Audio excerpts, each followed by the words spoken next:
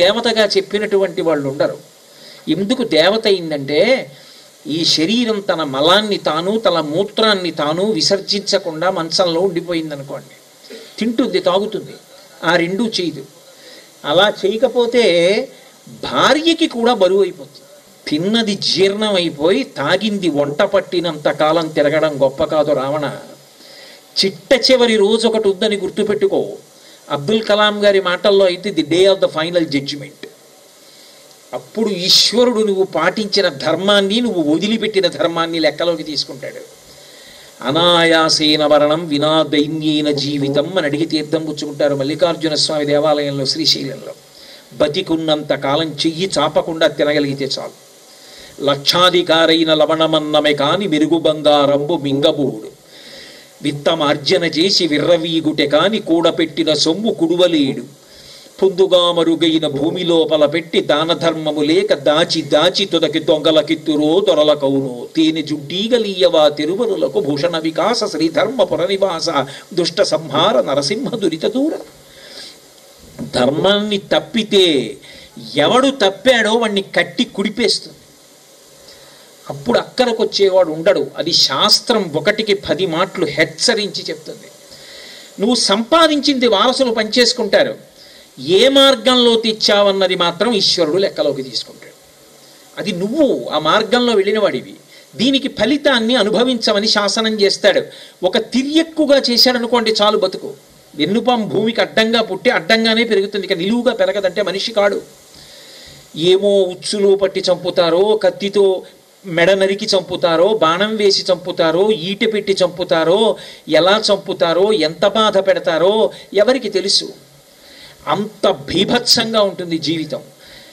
ప్రతి క్షణం మృత్యువు ఎదురుగుండా వస్తూనే ఉంటుంది, నిరంతర భయంతో ఉంటుంది.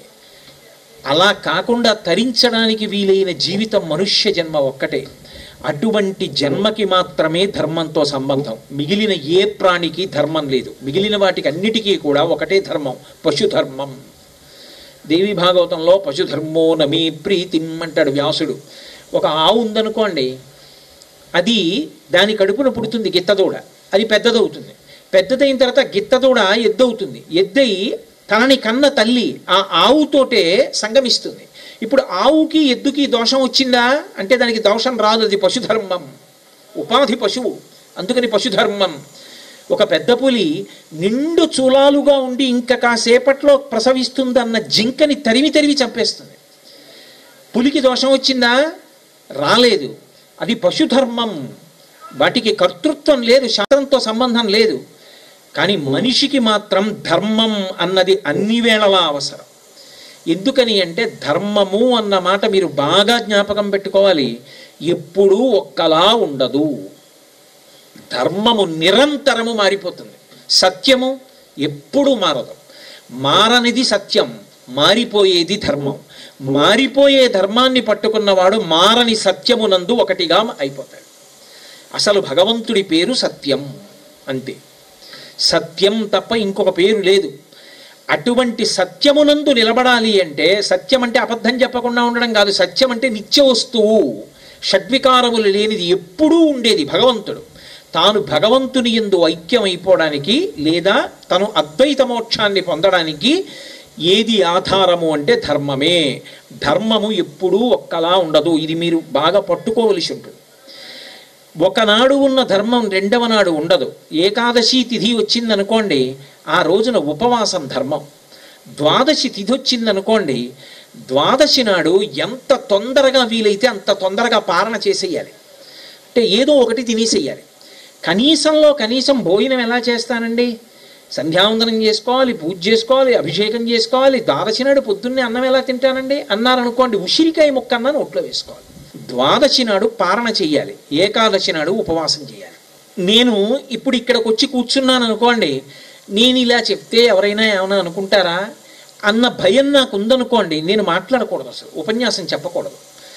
నేను శాస్త్రాన్ని ధైర్యంగా మాట్లాడతాను అన్న పూనిక నాకుంటే నేను కూర్చోవాలి. అప్పుడు నాది వక్త ధర్మం. నేను మాట్లాడేటప్పుడు శాస్త్రం ఒక్కటే మాట్లాడాలి. అది వినడానికి అనుష్ఠించడానికి తాపత్రయంతో వచ్చారు వాళ్ళు. నేను చెప్పకపోతే తప్పు నాకు వస్తుంది, పాపం నాకు వస్తుంది, ఉన్నదున్నట్లు నేను మాట్లాడతాను. అప్పుడు చెప్పడం నా ధర్మం. ఎక్కడికి వెళ్ళినప్పుడు అక్కడ ధర్మం మారిపోతూ ఉంటుంది. నేను నా ఉద్యోగానికి వెడితే నా పై అధికారి దగ్గర నేను ధర్మం పాటించాలి. అదే నేను సభలో ఉన్నాననుకోండి, ఎంత పెద్ద అధికారం అనివ్వండి, నేను చెప్పవలసిన విషయాన్ని చెప్పేస్తాను.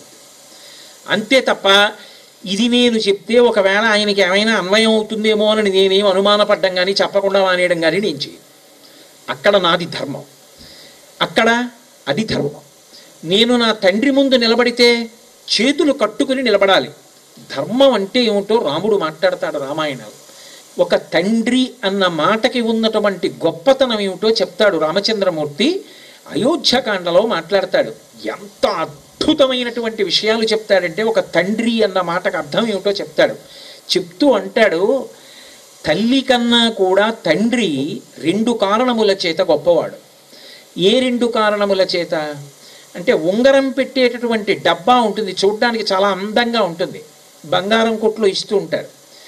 ఇప్పుడు ఆ డబ్బా మూత తెరిచి నేను అక్కడ పెట్టాను అనుకోండి, దాన్ని ఎవ్వరు ఎత్తుకుపోరు. దానికి గౌరవం ఎందుకు వచ్చింది అంటే, ఉంగరం అందులో పెట్టాను అనుకోండి, డబ్బాకి గౌరవం ఉంగరం ఉండడం వల్ల వచ్చింది. ఇవాళ ఈ శరీరం ఉన్నది అంటే, ఈ శరీరము ఏర్పడడానికి కావలసినటువంటి ఆవాసము తల్లి గర్భం. తల్లి గర్భంలో ఈ శరీరము ఏర్పడడానికి కావలసిన బీజాన్ని నిక్షేపించినవాడు, పెట్టెలో ఉంగరాన్ని పెట్టినవాడు నా తండ్రి. అందుకే తల్లి కన్నా తండ్రి ఆ విషయంలో గొప్పవాడు. నాకు జన్మనిచ్చి ఆయన గొప్పవాడు. అటువంటి తండ్రి ఉన్నాడే, ఆయన నిత్యస్మరణీయుడు. అందుకే లోకంలో 3 పుట్టినరోజులు చేసుకోమని చెప్పింది వేదం. 3 పుట్టినరోజులు ఏవి చేసుకోవాలి అంటే, జన్మత్రితయే అంది. తను పుట్టినరోజు చేసుకోవాలి. పెళ్లి రోజు వైదికం కాదు, తను పుట్టినరోజు చేసుకోవడం వైదికం. తన తండ్రి పుట్టినరోజున సభ చెయ్యాలి. తండ్రి పేరు మీద సభ చేసి తీరాలి. తండ్రి గారి శరీరం విడిచిపెట్టిన రోజున తండ్రిని స్మరించి చెయ్యాలి. 3వది, దేవతాస్వరూపముల యొక్క పుట్టినరోజున చెయ్యాలి. హనుమత్ జయంతి, శంకర జయంతి, కృష్ణాష్టమి, శ్రీరామనవమి, ఇవి భగవంతుని అవతారాలు వచ్చినటువంటి రోజులు కాబట్టి ఆ రోజులు చెయ్యాలి. ఇందులో చమత్కారం ఏమిటో తెలుసా? తండ్రికి పుట్టినరోజు ఒకటి ఉంటుంది, తండ్రి గారి పుట్టినరోజుని చెయ్యాలి తప్పకుండా. తల్లికి పుట్టినరోజు ఏది? అదేమిటండి, నాన్నగారికి పుట్టినరోజు తెలిసినప్పుడు అమ్మకి పుట్టినరోజు తెలీదా అంటారేమో. అసలు అమ్మ పుట్టినరోజు ఏదో తెలుసా?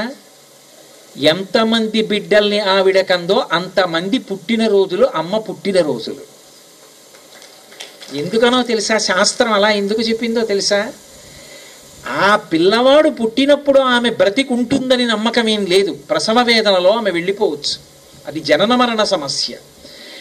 ఆ పిల్లవాడు పుట్టినప్పుడు ఆమె కూడా పుట్టింది, మళ్ళీ బతికింది కాబట్టి ద్విజ, రెండో మాట బతికింది. పుట్టి మరణ సదృశమైన వేదనలోకి వెళ్ళి మళ్ళీ బతికింది కాబట్టి ఎంతమంది పిల్లలు ఉన్నారో అన్ని పుట్టినరోజులు ఆవిడివి. నీ పుట్టినరోజు చేసుకున్నప్పుడు దాంతో అమ్మకు కూడా పుట్టినరోజు కలిపి చెయ్యి. ఇవాళ నా పుట్టినరోజు అమ్మా అన్నవాడు కృతజ్ఞుడు, అమ్మ ఇవాళ మన పుట్టినరోజు అన్నవాడు కృతజ్ఞుడు. అందుకే తన పుట్టినరోజు కాదు, అమ్మకి కూడా పుట్టినరోజు. అమ్మ పొంగిపోయేది ఎందుకు అంటే, ఎంతమంది పిల్లలు ఉన్నారో అమ్మకి అన్ని పుట్టినరోజులు చేయమని చెప్పింది శాస్త్రం. తండ్రికి లేదు, తండ్రికి ఒక్కటే పుట్టినరోజు. అది తల్లి యొక్క గొప్పతనం. ఎంత అందంగా చూసిందో చూడండి శాస్త్రం దాన్ని. అందుచేత తల్లికి అన్ని పుట్టినరోజులు చేయమంది. తల్లికి మొదటి నమస్కారం, మాతృదేవోభవ, పితృదేవోభవ, ఆచార్య దేవోభవ, అతిథి దేవోభవ అని ధర్మసోపానములు అంటారు. దీని మీద నేను విశాఖపట్నంలో ప్రసంగాలు కూడా చేశాను. అమ్మకి మొదటి నమస్కారం చేయమంది. మరి అదేమిటి, నాన్నగారు గొప్పవారైతే అమ్మకి మొదటి నమస్కారం ఏమిటి? అమ్మకి మొదటి నమస్కారం చెయ్యండి అని ఎందుకన్నారంటే, అమ్మయే నాన్న ఎవరో చెప్తుంది. నాన్న ఎవరో లోకంలో బిడ్డకి పరిచయం చేసేది ఎవరంటే అమ్మ. ఎందుకు అమ్మ గొప్పదైందో తెలుసా? అమ్మ ఏ కష్టమున్నా సుఖమున్నా భర్తని మాత్రం విడిచిపెట్టదు భార్య. అమ్మా ఇవాళ నాకు కష్టం వచ్చిందని నువ్వు దశరథుడిని వదిలేస్తానంటున్నావే, నాతో వస్తానంటున్నావే. నిజంగా అలా ఎంత కష్టం వచ్చినా భర్తని విడిచి వెళ్ళిపోయిన భార్య పట్ల లోకంలో ఎలా ఉండాలో తెలుసా అమ్మా? భర్తుక్కిల పరిత్యాగో నృశంసః కేవలం స్త్రియాః సభవత్యన కర్తవ్యం మనసాపి విగర్హితం. అటువంటి ఆడదాని ముఖం కూడా చూడకూడదమ్మా. అలా అవకు నువ్వు. నీకు నాకు గతి దశరథుడు, అది నువ్వు నాకు నేర్పిన పాఠం, అలాగే నడుద్దాం, అది ధర్మం అన్నాడు. అందుకు అమ్మకి మాతృదేవోభవ మొదటి నమస్కారం. అయితే చిత్రం ఏమిటంటే తండ్రి రుణం తీర్చేసుకోవచ్చు కొడుకు. ధర్మంలో అది పెద్ద విశేషం. తండ్రి రుణం నేను తీర్చేసుకుందాం అనుకున్నాడు అనుకోండి, ఒక కారణం చేత జన్మతః ఉన్న రుణం తీరిపోతుంది. తను కొడుకునికి అన్నాడు అనుకోండి పెళ్ళయి, పితృరుణం తీరిపోతుంది. అందుకే ఏ బట్టలు కట్టుకుని ఉండగా కొడుకు పుట్టాడన్న వార్త విన్నాడో ఆ బట్టలతోటే సచేల స్నానం, కొంచెం పైనుంచి నీళ్లలోకి దూకాలి, ఆ నీళ్ళు ఇలా పైకి లేవాలి, లేస్తే పితృదేవతలు చూసి పితృరుణం నుంచి విముక్తి చేస్తారు. కాబట్టి సచేల స్నానంతో కొడుకుని కన్నప్పుడు పితృరుణం తీరుతుంది. కాదు అసలు నాకు నిజంగా జన్మనిచ్చి ఇంత చేసినటువంటి తండ్రి గారి రుణం పూర్తిగా నేను తీర్చుకుందాం అనుకుంటే సౌత్రామణి అని ఒక యజ్ఞం ఉంది. ఆ యజ్ఞం చేస్తే పితృరుణం తీరిపోతుంది. అమ్మ రుణం వేదం మొత్తం మీద దానికి మార్గం లేదు, అమ్మ రుణం తీరదు అని చెప్పి. పైగా తండ్రికి పిండం పెడతారు, తల్లికి పిండం పెడతారు శరీరాలు విడిచిపెట్టేసిన తర్వాత. కానీ చిత్రం ఏమిటో తెలుసా, తండ్రికి పిండం పెడితే కొడుకుని కాబట్టి నాకు అధికారం ఉంది కాబట్టి నాన్నగారండి మీరు తినండి అని విడిచిపెడతాడు. ఈ బొటనవేలు మించి విడిచిపెడతాడు. ఇలా బొటనవేలు తిప్పి విడిచిపెడితే పితృదేవతలకి, ఇలా విడిచిపెడితే భిక్ష, ఇలా వేస్తే భగవంతుడికి పూజ. మీ చెయ్యి ఎటు తిరిగిందన్న దాన్ని బట్టి మీరేం చేస్తున్నారన్నది చెప్తారు తప్ప అన్ని వేళలా ఒకలా చేతిముద్ర తిప్పకూడదు.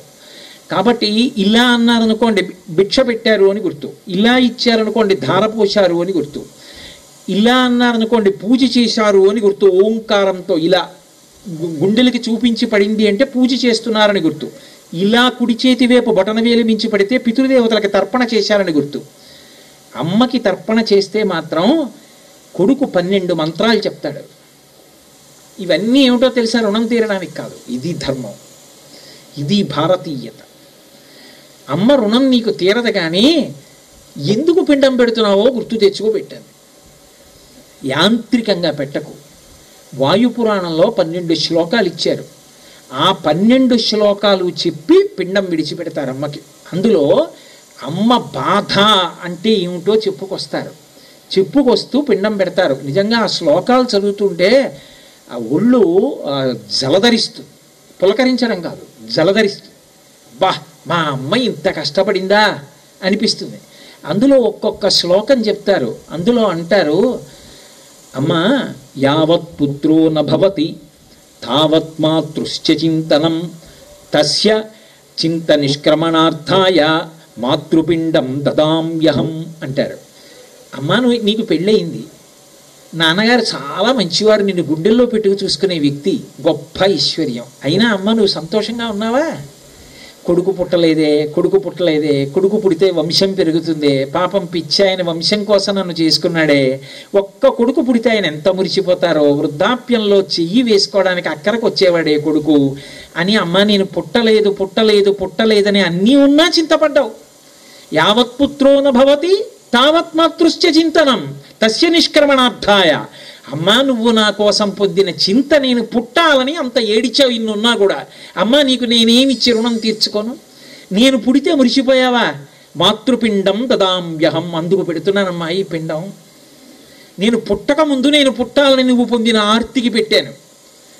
అలా ఒక్కొక్క శ్లోకం చెప్తారు. గర్భస్య ధారణే దుఃఖం విషమే భూమివర్తని తస్య నిష్క్రమణార్థాయ మాతృపిండం దదామ్యహం. గర్భస్య ధారణే దుఃఖం, ఆడది గర్భాన్ని ధరించడం అంత తేలిక విషయం ఏం కాదు. శరీరం అంతా కూడా వికారమును పొందుతుంది. ఎన్ని ఉపవాసాలు చెయ్యాలో, ఎన్ని మందులు వేసుకోవాలో, ఎంత జాగ్రత్తగా ఉండాలో. అందున అన్నిటికన్నా కష్టం ఏమిటంటే విషమే భూమివర్తని. ఈ భూమి మీద నడిచేటప్పుడు ఇలా చూద్దామంటే కడుపు అడ్డొస్తుంది. అలా అంత దూరంలో చూసుకుంటూ ఎత్తుపల్లాల మీద నాచున్న చోట ఎంతో జాగ్రత్తగా కాళ్ళేశావమ్మా. ఎందుకనంటే లోపల నేనున్నానని, నేనెవరో కూడా తెలియదు. నా కోసం అమ్మా ఎగుడు దిగుడుల్లో నడిచేటప్పుడు ఎంత జాగ్రత్తగా అడుగులేశావు. 9 నెలలు అలా కష్టపడ్డావా నా తల్లి? తస్య నిష్క్రమణార్థాయ మాతృపిండం దదామ్యహం, అందుకు పెడుతున్నానమ్మా ఈ పిండాన్ని. ఎంత కష్టపడ్డావమ్మా నా కోసం. ఇంకొక శ్లోకంలో అంటారు అమ్మ గురించి చెప్తూ, అమ్మ ఒకటా రెండా నేను చేసిన తప్పులు? పాదస్య తాడనే పుత్ర వేదనే జనన్యా వేదనేషుచ. నేను అమ్మ కడుపులో పెరుగుతున్నప్పుడు కాలు కొద్దిగా కదిపి తన్నాను. మొదటిసారి గర్భం ధరించిన ఆడపిల్ల పుట్టింటికి వచ్చినప్పుడు అంటుంది, అమ్మా అమ్మా వీడు తంతున్నాడమ్మా, ఇక్కడ తంతునట్టు తెలుస్తోందమ్మా, అమ్మ వాడు తంతున్నాడమ్మా అని ఎంత మురిసిపోతుందో. అమ్మా నేను నీకు ఇచ్చిన ఉపకారం కడుపులో పడుకుని తన్నానమ్మా, కాళ్ళు పెట్టి మురిసిపోయావమ్మా, ఎంత వేదన పొందావమ్మా నేను లోపల పెరిగిపోతుంటే. నేను బయటికి వచ్చానా, నన్ను దగ్గరికి తీసుకున్నావా, నీకు ఇష్టమైన మంగళసూత్రం చేత్తో పట్టుకుని నువ్వు పాలిస్తున్న గుండెల మీద తన్నానమ్మా. మళ్ళీ అయినా పూల పొట్లాన్ని ముద్దు పెట్టుకున్నట్టు నా అరికాలు ముద్దు పెట్టుకుని నువ్వు ఓర్చుకున్నావా, నన్ను తప్పు పట్టలేదా? అమ్మా నేను నిన్ను ఇన్ని తన్నులు తన్నానా, ఇంత పెద్దవాణ్ణైనా భూమి విష్ణువు యొక్క భార్య నా తల్లి, కాలుతో తంతూనే ఉన్నానా? అమ్మా ఎంత తప్పు చేస్తున్నానమ్మా, ఇన్ని తన్నులు నేను తంతే వాడు అమ్మని తన్నాడు రా అన్నాడు అనుకోండి, చిచి ధూర్తుడు అంటాం వెంటనే. అమ్మని తన్నని వాడు ఎవడున్నాడు లోకంలో? అందరూ అమ్మని తన్నిన వాళ్ళే. కడుపులో తన్నాం మురిసిపోయింది, బయటికి వచ్చి తన్నాం పరవశించిపోయింది. అమ్మ వేదనా ప్రసవేషుచ, లోపల నేనున్నప్పుడు ఎంత బాధపడ్డావమ్మా, వంగలేక నడవలేక నించోలేక కూర్చోలేక చెమటలు పట్టి ఆపసోపాలు పడి నొప్పులుస్తుంటే నిన్ను తీసుకెడుతుంటే భర్త వంక ఆర్తితో చూసి ఏమో వస్తానో రానో, తల్లిదండ్రుల వంక చూసి కన్న తండ్రి బెంగ పెట్టుకుంటే, నిజంగా లోపలికి వెళ్ళిపోయిన తర్వాత బిడ్డ క్యారు అన్నప్పుడు స్పృహొస్తే ఇంత నిద్రపోయి ఇంత బాధ పొందినా అమ్మా నన్ను తడిని మురిసిపోయావా.